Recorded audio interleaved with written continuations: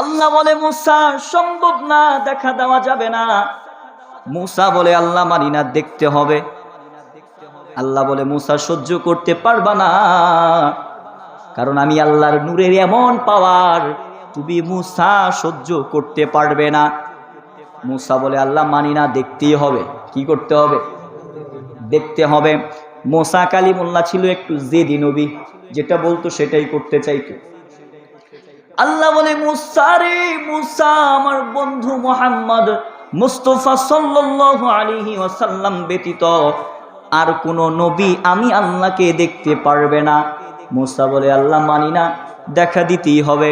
আল্লাহ বলে মুসা তাহলে সময় নির্ধারণ করো। সময় নির্ধারণ করা হলো, তুর পাহাড়ে চলে আসলো। আল্লাহ বলে মুসা ইউ আর রেডি, তুমি কি রেডি আছো, প্রস্তুত আছো আমাকে দেখার জন্য?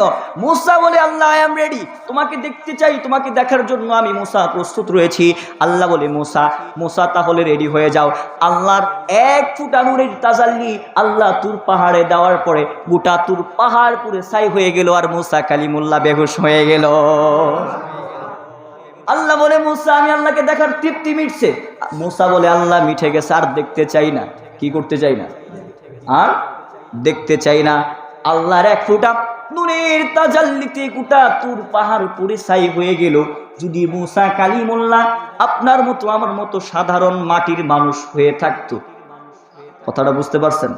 যদি মাটি হইতো, মাটি হওয়ার কারণে তুর পাহাড় পুরে ছাই হয়ে গেল, কিন্তু মুসা কালিমুল্লাহ পুড়ছে। একটু জুড়ে বলেন, পুড়ছে? এটা কি আমি নতুন বললাম না এর আগে শুনছেন আপনারা? এর আগে যদি শুনেন, মুসা কালিমুল্লাহ পুড়ে নাই, গোটা তুর পাহাড় পুরে ছাই হয়ে গেছে। মুসা কালিমুল্লাহ কেন পুড়লো না? তিনি মাটির হইলে পুড়তো না? তিনি মাটির হইলে পুড়তো না?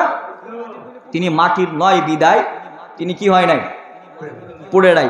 যেই জায়গায় জিবরাইল আমিন আল্লাহর হাবিবকে নিয়ে মেরাজে গেলেন, কোথায় গেলেন?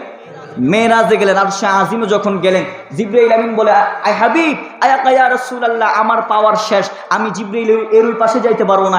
এর ওই পাশে যদি সামান্য একটু কিঞ্চিত পরিমাণ আমি অগ্রসর হই, তাহলে আমি জিবরাইল সহ্য করতে পারবো না। আল্লাহর নূরের তাজাল্লিতে আমি জিবরাইল পুরে কানখান হয়ে যাব, আমি সামনে যাইতে পারবো না। আয় হাবিব ইয়া রাসূলুল্লাহ, ইয়া হাবিব আল্লাহ, আপনি সামনের দিকে যান, আল্লাহ আপনার জন্য সামনে সমস্ত কিছু উন্মুক্ত করে দিয়েছে। বলুন সুবহানাল্লাহ।